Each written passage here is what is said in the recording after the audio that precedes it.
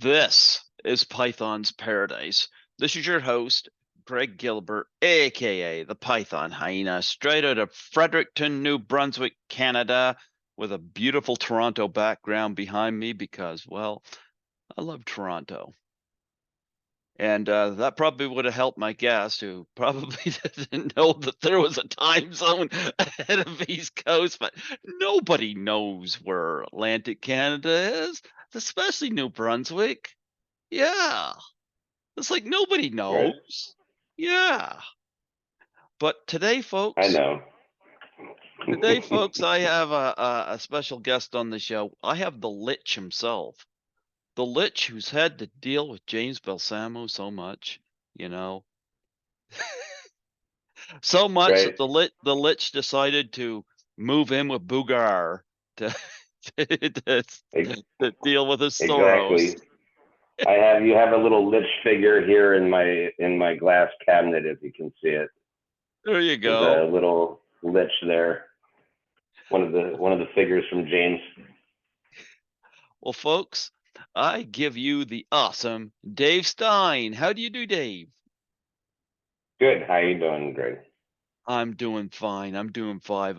I'm actually cameoed in 9 James Balsamo movies, and I've never even met Yes, him. I know.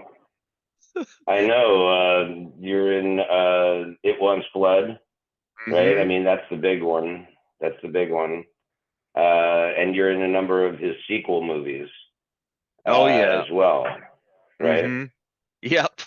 Uh, was it Cool as Hell 2? Yep. Uh, I produced a lot of James's movies, including that one. I was the executive producer for It Wants Blood. Yeah. I've Uh, got so uh, I've got It Wants Blood here on Blu-ray, actually. awesome. Yeah. Yeah, yeah. So we definitely share some titles together.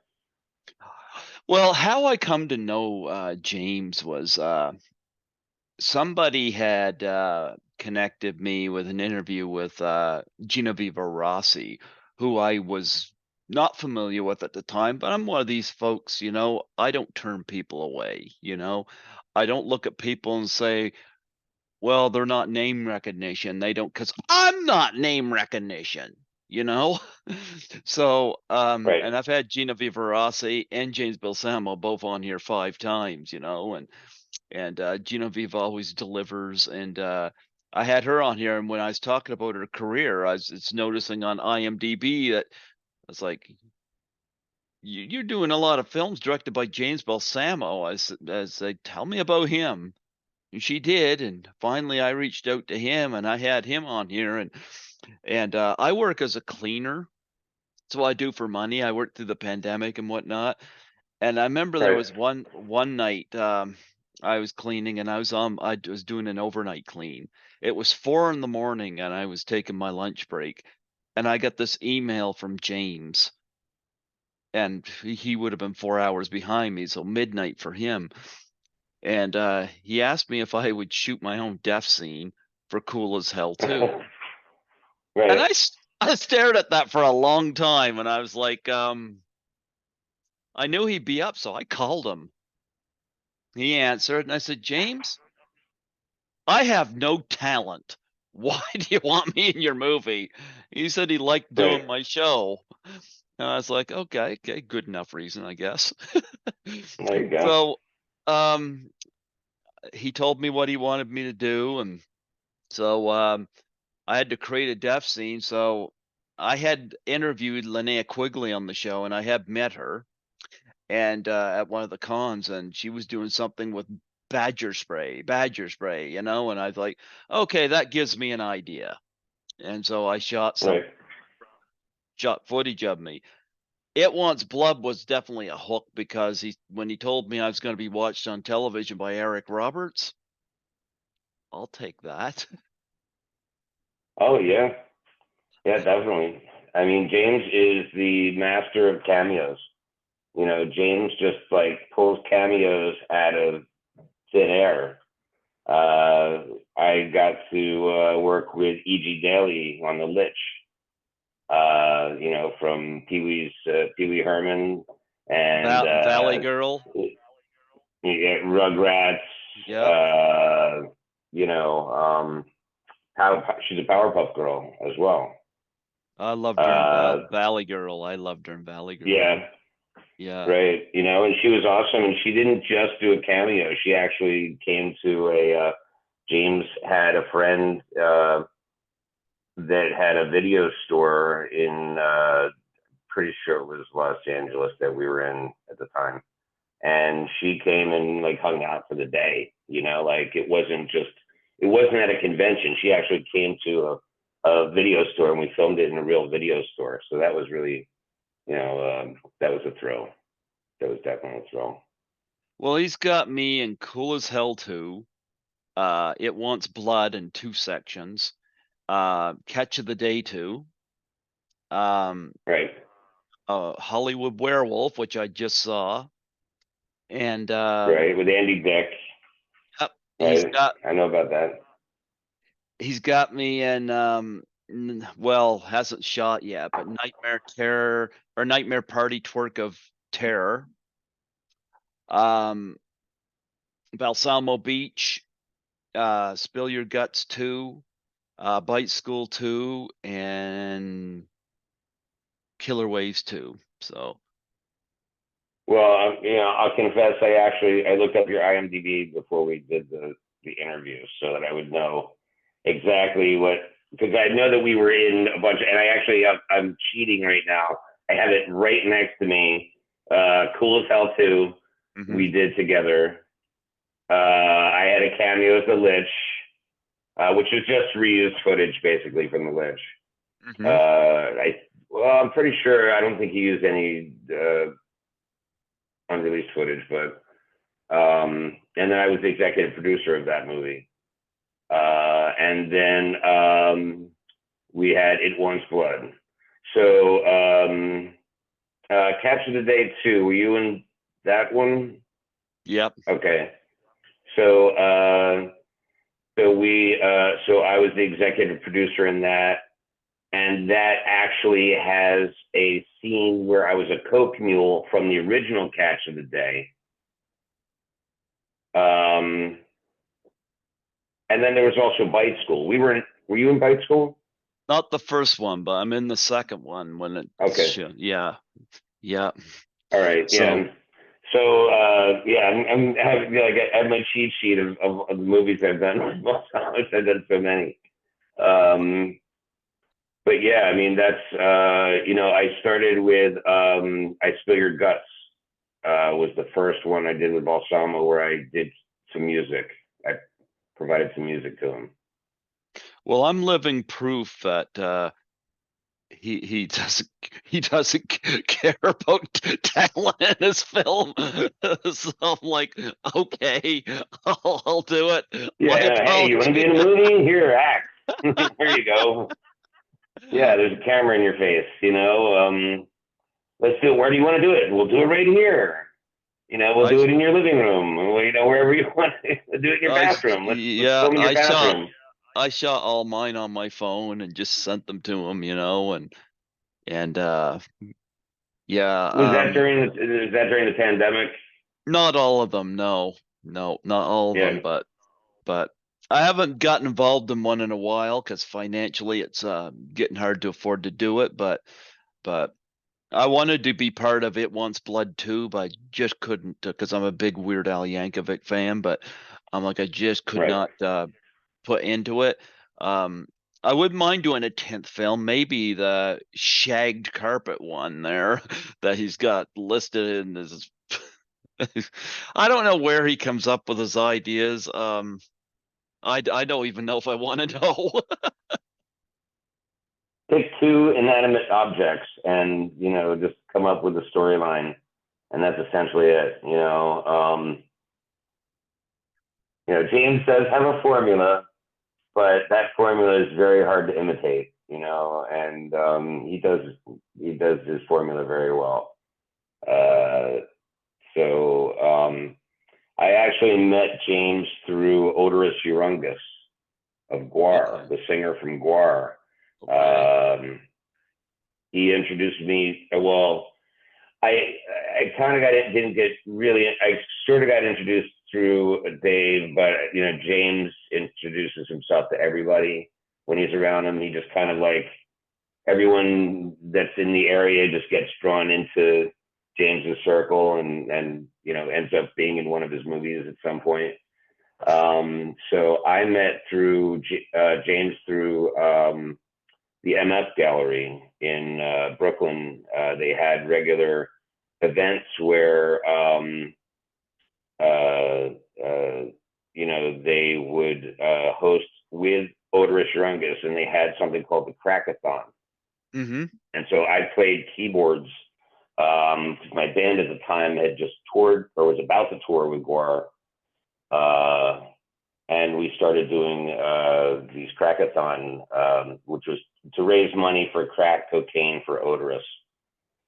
He needed some crack cocaine, so I played keyboards, and Odorous did like stand-up routine and had interviews, and James Balsamo was there, and he was plugging his movies, and that's how I met him. And he So, stuck.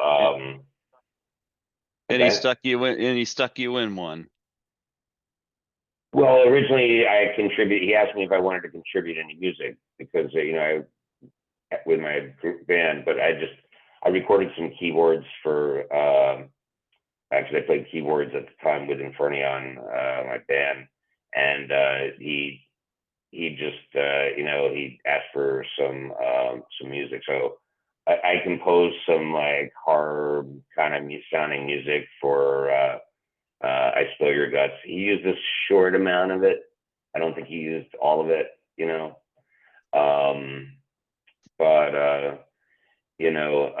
I really, I liked James's work, and I wanted to keep, working with him. And so, we just, I started doing executive producing his movies, while he was here on the East Coast, and we had a great time. And then he ended up moving out to the West Coast, which obviously was an awesome move for him to do. But it kind of like we kind of parted ways a bit, at that point, just because I'd never make it out to California. At some point maybe we'll get back together and work on things. We'll see. Did you ever slap him in the head? No, I've never. No, I have seen him. He did get. I don't know if you've seen the Litch. If you watch the Litch, or made your way through at least half of it. The scene where we were in the cemetery, and James gets hit over the head by one of the actresses that's in the movie, and it's she wasn't supposed to. It was an actual metal bar, and she wasn't supposed to come all the way down, and she did. She clocked him right in the top of the head, and it didn't knock him out, luckily, but it really hurt him. It was a tough thing. So no, I never hit James on the head, and especially after that, I would never hit him on the head. He knows I'm going to abuse him in this interview, but I know. Yeah, I thought maybe you would try to surprise me and have James come in as like a third guest. That'd be cool if you'd had that. I haven't talked to James in a while. Just we haven't connected. Oh, I never thought of that. Yeah, maybe next time. Next time. You could offer to give him a wedgie. Yeah, give him a wedgie. That'd be tough. James is a big guy. He's a big guy. He's kind of muscular last time I saw him too. Probably pound you. Yeah, but pound you to the pavement. Nah, he's wuss. Oh, I love James. James will laugh at this. I can say that I know he's gonna laugh at this. But nonetheless, you're probably most famous for his films playing the Litch, So talk about getting cast to play that role, and what was your initial thoughts on what you wanted to bring to it? Well, I was, like I said, I was already in James's movie before the Litch, so it just came up as a character, and I had told James that, hey, at that point I wasn't touring with my band anymore, and I had time off, and I said, I like to start, I being on, we toured with Guar, and so I like got a little taste of the stage theatrical thing from Guar, and then I met James, and I got a taste of I'd always been into horror movies, but I got a taste of acting in his movies, and then I realized it'd be great to help try to make these movies. He needed some help putting it together, not just financially, but physically. There's physical work that's involved in doing it, other than like, especially when you have to figure out a location that you're gonna be at. You have time constraints. You have people that show up and complain for whatever reason, or call the cops on you because they see you're running around with fake guns in a scene, and they think that something's up. I mean, you never know what you're going to deal with. You might, run into actors not showing up. So it's just it's a lot of hard work. And, I got a taste of that with James, and, working with him was really great, for that, getting me started. And then, he went out to the West Coast, and we kind of, we haven't really worked with each other since. And, in the process, I met Genoveva Rossi. And, I was in Catch of the Day with her. We were both drug mules in a scene. And she had put out. She is a catch of the day. Yeah. Yeah, of course. But she had put out a short that she wrote and directed and filmed herself called Attack of the Killer Chickens. Mm-hmm. And that came out with 2015. And I think it was 2015. And I saw that when it came out, and I was like, wow. I was like, I was blown away. I thought it was a really great short. I thought she did a great job. And so I decided to produce a feature-length movie called Attack of the Killer Chickens, the movie, with her. Mm-hmm. So we both formed a company called Cluck Cluck Productions, and we put the movie out under that company name. And we premiered it just last year. So, put in a plug, you can get it on Amazon, and, we actually are now on Troma Now, their streaming service. You can watch Attack of the Killer Chickens that way. But, I met Jen through James, Opposite of me. James actually designed the logo for our company, our Cluck Cluck Productions animated logo that you see in the beginning of the movie. James actually drew that and created it. There you go. I'm sorry. Yeah. What were you saying? Sorry. I was going to say it was totally the opposite. I met James through Genoveva, and for you it was the opposite. Right. Yep. There you go. Yeah. Genoveva, I always had a joke with her because when she comes on here, she always has an espresso. Yeah, she's always drinking it, and I can't really talk. I'm drinking coffee right now. There you go. Yeah, she's always drinking coffee. And yeah, definitely on the sets, she wants to see coffee when she's on the set. She likes to have coffee, or she'll be going out to get coffee or need coffee in some way. Why does she need coffee? Let's examine that dinner for a rider. It's probably just a love for coffee, I guess. I mean, who doesn't love coffee? I do. Is that what she was? Is that what she's feeding the killer chickens? That might have been. These were chickens from outer space, so who knows what they got into?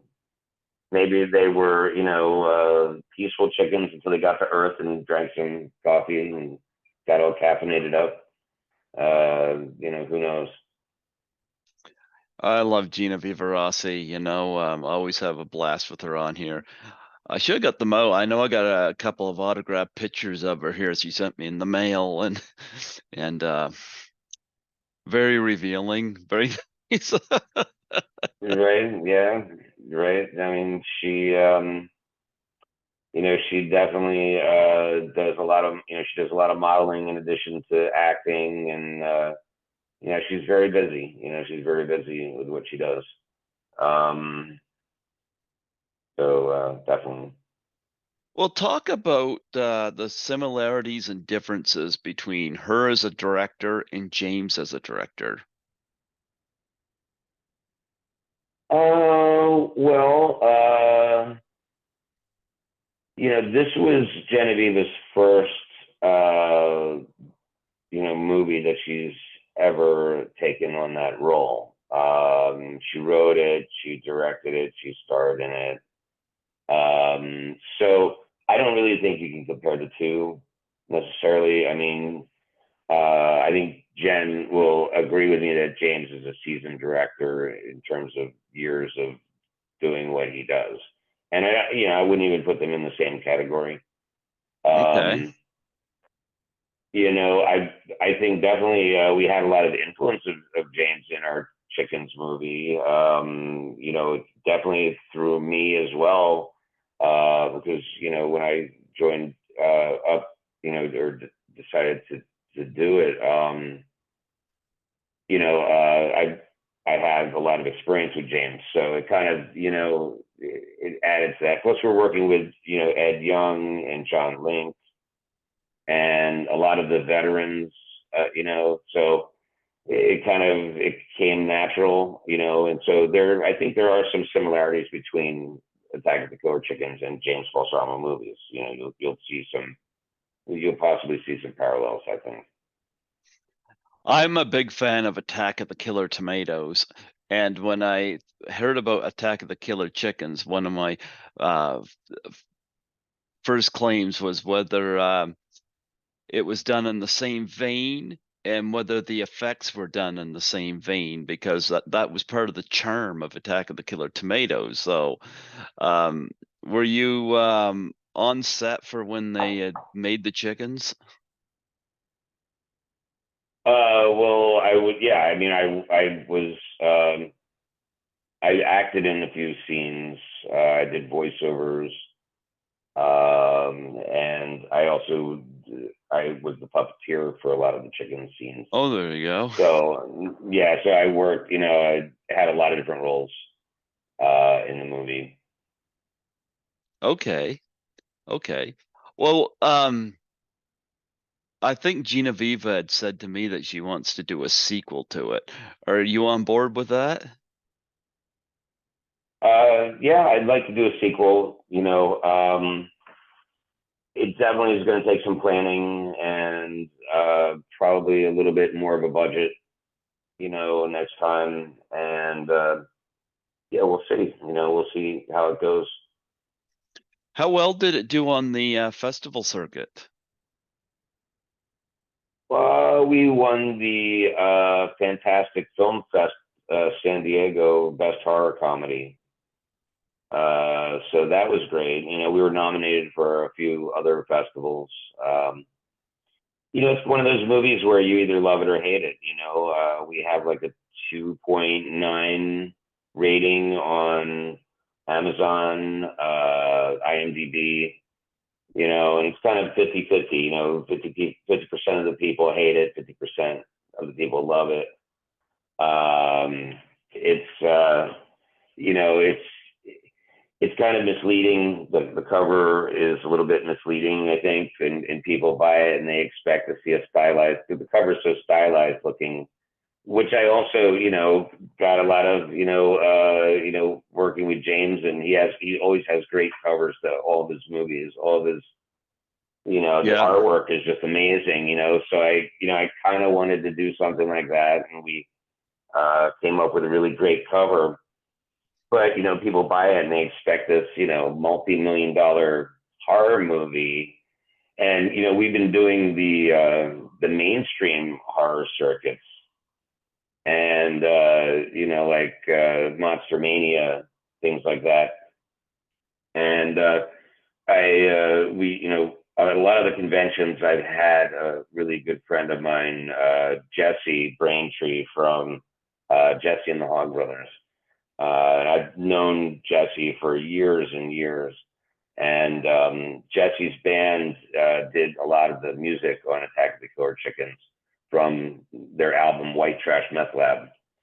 So we have a lot of great songs, such as House Husband, and she wanted a ring, so I gave her an onion ring. Different songs like that we have in the movie.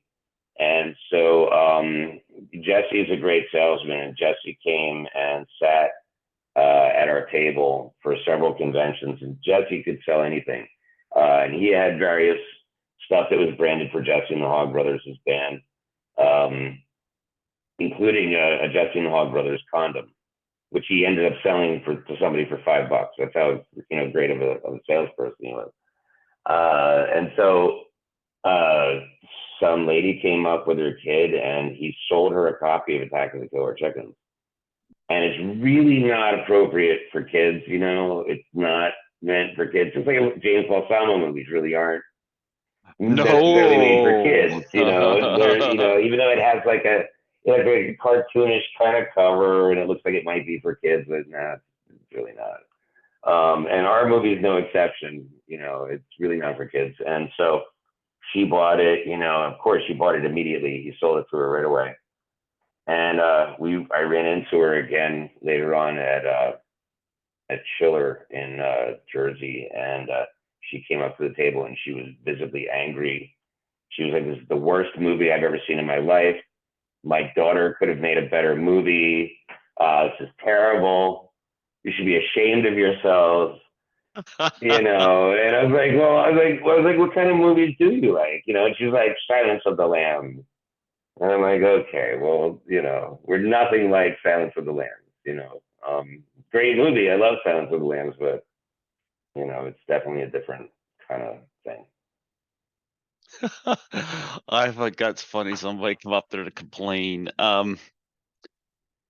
Speaking of conventions, have you ever been asked to sign anything unique? Anything unique? When I was in the band, I did, but with conventions, not really. Just DVDs and posters and stuff like T-shirt, maybe. We did an initial promo. I think it was at Monster Mania with James, and I was dressed up as the Litch, and I was going around signing autographs. So, but nothing that crazy. So are we going to get the Litch versus the Killer Chickens? Maybe that we'll have to see we'll have to see how the franchises work. James and I have to sit down and have a conference. How about the Litch with Bougar versus the Killer Chickens?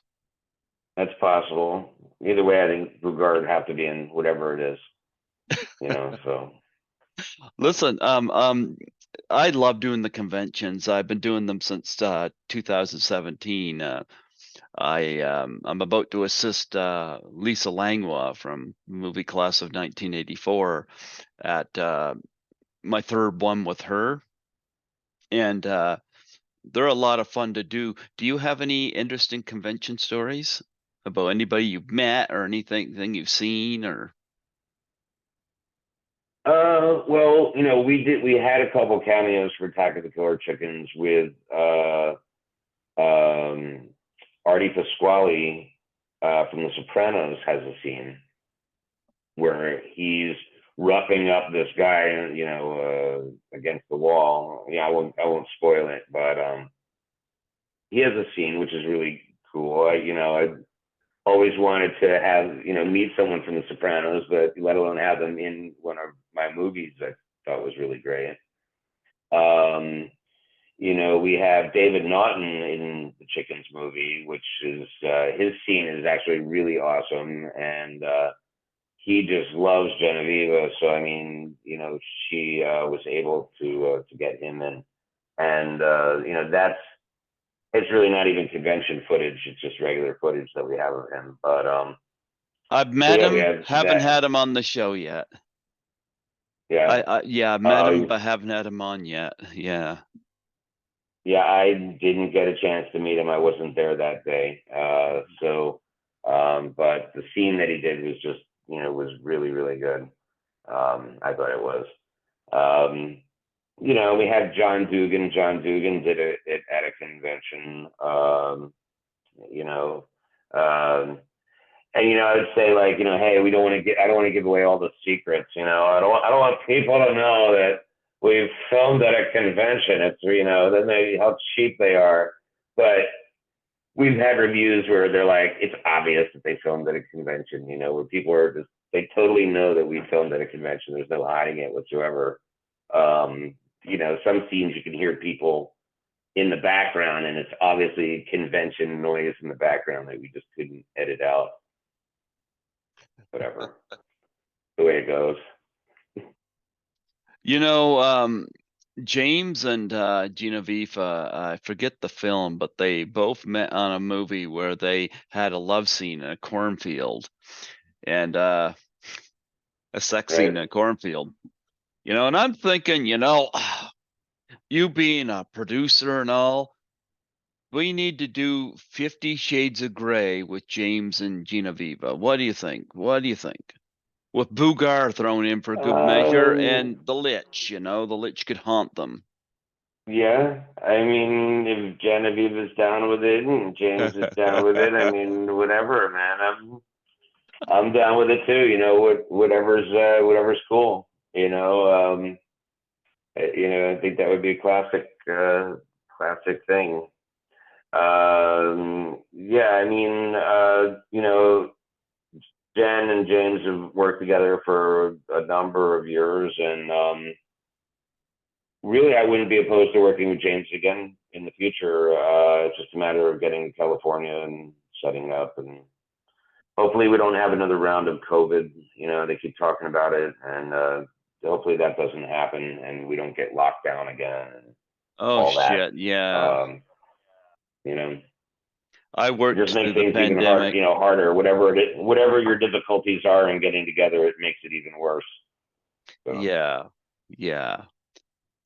Well, what do you have coming up that you would like to promote? I know you were heavily involved in Attack of the Killer Chickens. Do you have anything you're able to talk about that you're involved with? Well, we have another movie coming up called Needles, which is more of a serious suspense kind of horror movie. Um, that one is done. It's just we're shopping it now to see if we can maybe get it released on a streaming platform. Something maybe a little bit more mainstream. Part of it is to get some more funding. Our goal is to continue making low budget horror slapstick comedy movies. Mm-hmm. Um, but once in a while, I don't think there's anything wrong with dabbling in the mainstream kind of circuit too. So we decided to go with that. Yeah, Okay, yeah. if you look me up on IMDb, you can see the cover for it. Okay. So that's the latest one. Okay. Oh, gee, the photos for it look good. Okay. So, So that's our latest and greatest.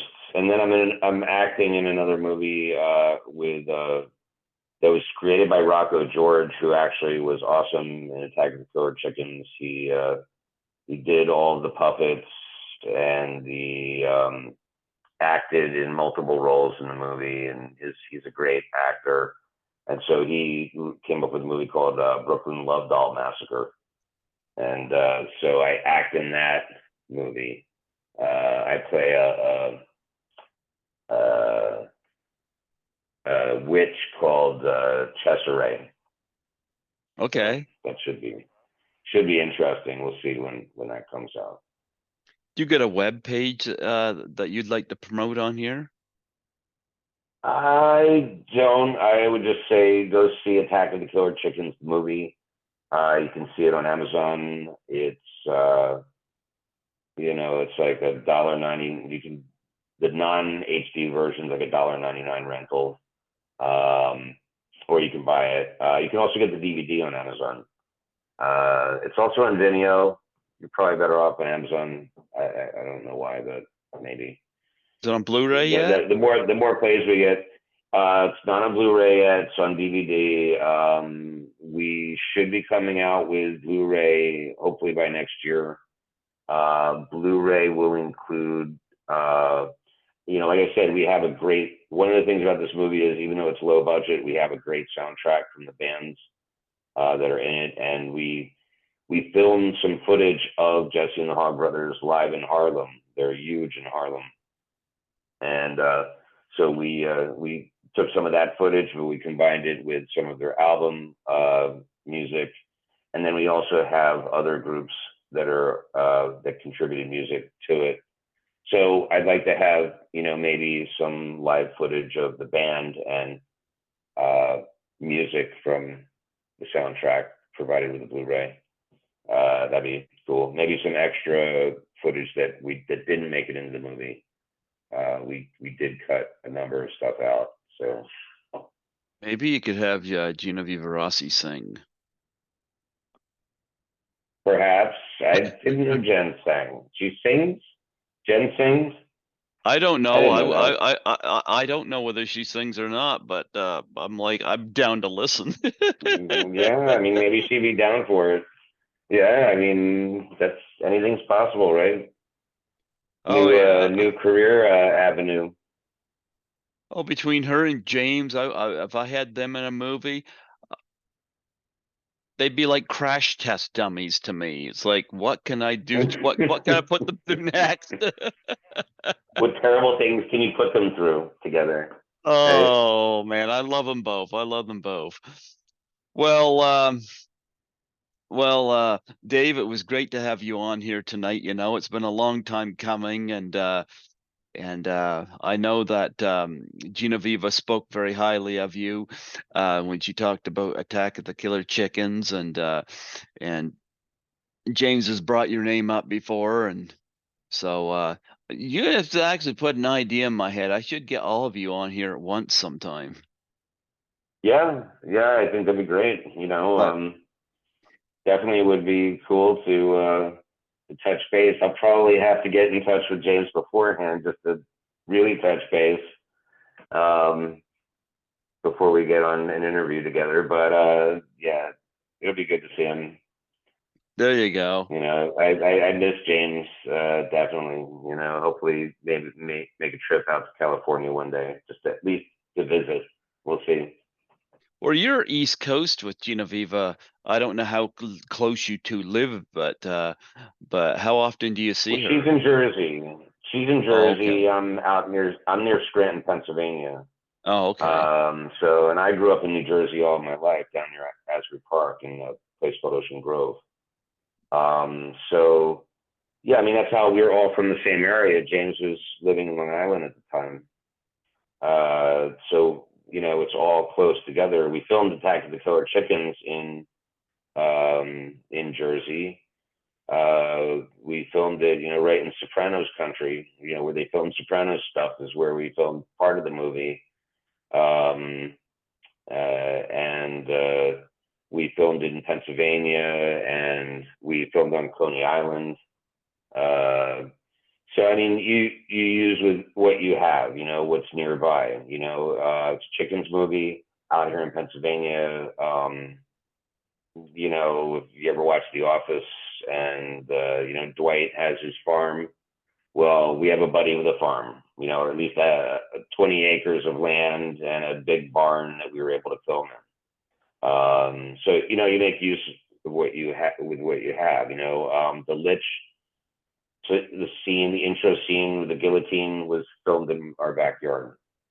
We don't have that much land here, just a little over an acre, but it was enough to get a nice scene, where we could, make do with it.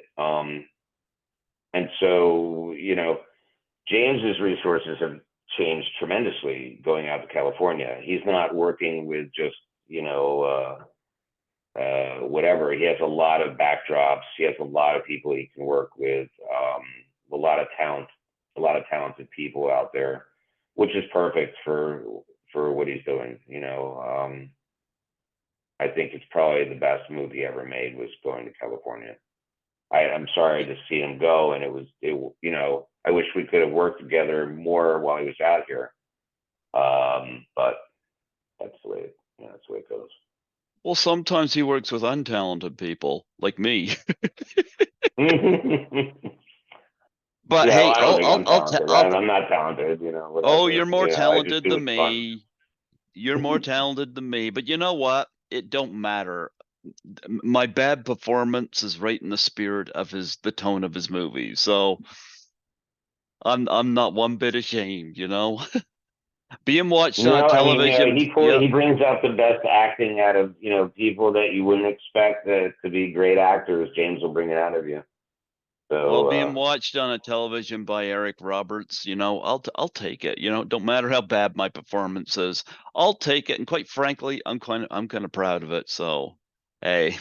well, you have a mark in history now. So that's There you forever go. forever exists, right? There you go. Well, Dave, I appreciate you coming on here tonight, and I think you should dress up Thanks for as having me. I think you should dress up as the Litch and haunt James's dreams. Yeah, Yeah. I need James. I need James to make me into the Lich to haunt his dreams. So that's James has to do my makeup. And I know Bougar is the result of him having a sneeze fit. Yeah. Well, Bougar has lots of children, and we have one of Bougar's children in our bathroom that we, sometimes we're encouraged. We're supposed to take a shower with it. I don't know if we really should take a shower with it, but it's there. I It's there if we ever I choose bet to. James does. Yeah, James probably does. He probably has a few Bougar soaps in his bathroom, I'm sure. Well, Dave, I appreciate you coming on here tonight, and before I let you go, would you mind doing a plug for my show? Sure. The Python's Paradise, right? Yep. Just All state your right. name and that you're the Litch. Yep. Hey, everyone. This is the Litch, Dave Stein, and you're listening to Python's Paradise with Greg Gilbert. And he's a great interviewer, and I hope you enjoy it. Absolutely, absolutely. And folks, you never know. We might get that crossover with the Litch and Bougar investigating the 50 Shades of James Balsamo and Genoveva Rossi with killer chickens. Right? That will be Anything's possible. the feathers will fly. Right? God bless you. You have yourself a wonderful night. Great. Thanks. Have a good night. Take You care. too. You too.